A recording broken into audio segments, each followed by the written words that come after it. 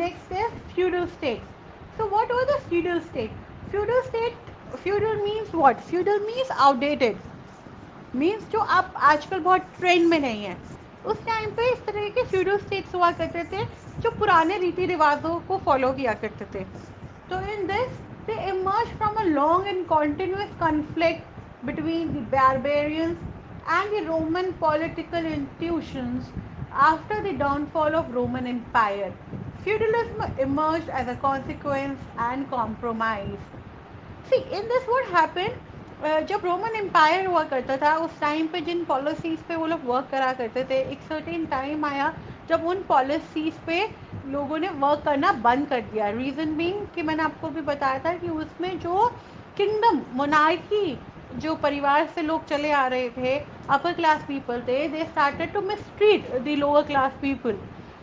सो same mentality को वो लोग फॉलो करने लगे, उसी पुरानी चीज़ों को वो लोग फॉलो करने लगे, जिसकी वजह से जो वहाँ के और लोग थे बारबेरियंस में, जो आम जनता थी और लोग थे उनके, और जो उस टाइम पे पॉलिटिकल सत्ता के जो लोग हुआ करते थे जिन पर अथॉरिटी होती थी, उनकी आपस में बनती नहीं थी। So that was the reason they started having a confliction between them. कुछ ने तो अपनी स्थिति को लेके कॉम्प्रोमाइज़ कर लिया, पर कुछ लोगों ने उसको पे कॉम्प्रोमाइज़ नहीं किया और उसके अगेंस्ट फाइट किया। सो vast territories of disintegrated Rome fell into the hands of powerful nobles. Nobles were the patricians of the Roman Empire who shared political power with the monarch. They were the member of elite family by way of wealth and social prestige. They became high council official after the decline of the empire. So अब क्या हुआ बेटा, जब वहाँ पे दो तरीके के लोगों ने, मैंने आपको बताया था रोमन एम्पायर में उन्होंने क्या किया था, जो मोनार्की थे वो तो थे ही किंग्स, लेकिन अपने साथ वो दो तरीके के लोगों को अपॉइंट किया करते थे ताकि वो पूरे एम्पायर को चला सकें। तो एक तो होता था उन्हीं का ही पर्सन, ठीक है, पेट्रिशियन। एक होता था पेलिबियन, जो बाहर से लोग बाग सिविलियंस को अपॉइंट कर लेते थे। तो जिसकी वजह से क्या हुआ कि आपस में व्यूज़ का कन्फ्लिक्शन होने लगा। तो अल्टीमेटली क्या हुआ फ्यूडल स्टेट्स में, उन्होंने बोला कि आम जनता जो सिविलियंस है दे विल नॉट पार्टिसिपेट। जो मेन किंग के जो एंसेस्टर्स है, जो उनके एम्पायर के लोग हैं, जो किंग की फैमिली से हैं, जो काफ़ी पैसे वाले हैं और अपना समाज में एक अच्छा रुतबा भी रखते हैं, क्यों ना उनको ही ये कंप्लीट संभालने के लिए दे दिया जाए। तो they became the high officials. Ultimately उन्होंने ही पूरी किंगडम को संभालना शुरू कर दिया।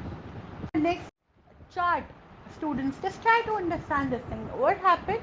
The nobles laid their land for the cultivation, harvesting, or other purposes in exchange of the consideration to tenants in chief, and tenants in chief in their turn gave the same to the tenant.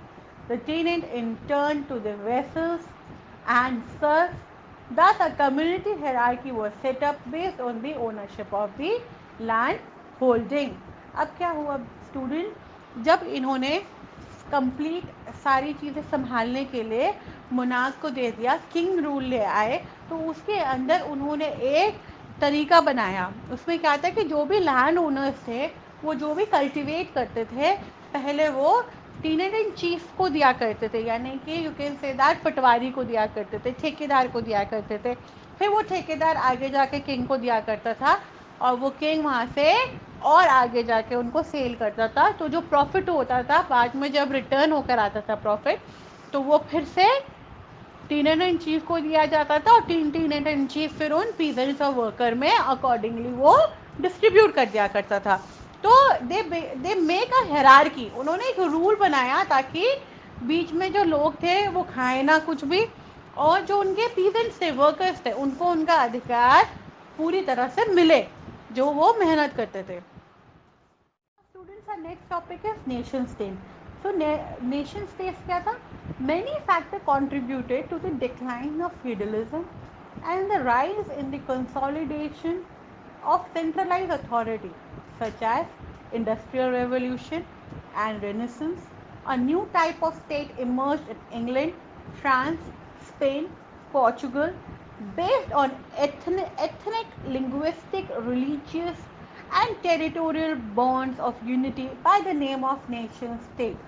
अब क्या हुआ students, जब federalism का भी decline हो गया, जब उसको भी आगे पॉपुलैरिटी नहीं मिली, जैसे कि रोमन एम्पायर का डिक्लाइन हुआ, तो दे थॉट कि जो जिस स्टेट में है, suppose they are living in England, France, Spain, Portugal, so वो उनके अपने एथिक्स हैं, वो उसी कम्युनिटी को बिलोंग करते हैं, उसी लैंग्वेज को बोलते हैं, सेम रिलीजन ज़्यादातर फॉर्म करते हैं, तो उन्होंने एक टेरिटरी बना ली अपनी कि हम यहीं रहेंगे। Suppose we live in Meerut, तो we speak in Meerut language, like we live here, we eat food like Meerut people does, so हमने एक प्रॉपर अपना टेरिटरी बना लिया, तो उस टेरिटरी को उन्होंने लेटर ऑन नाम रख दिया that this is the nation state.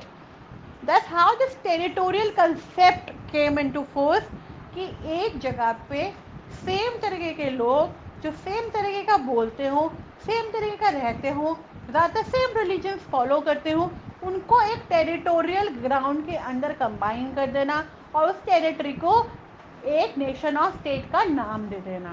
That's how it becomes the nation state.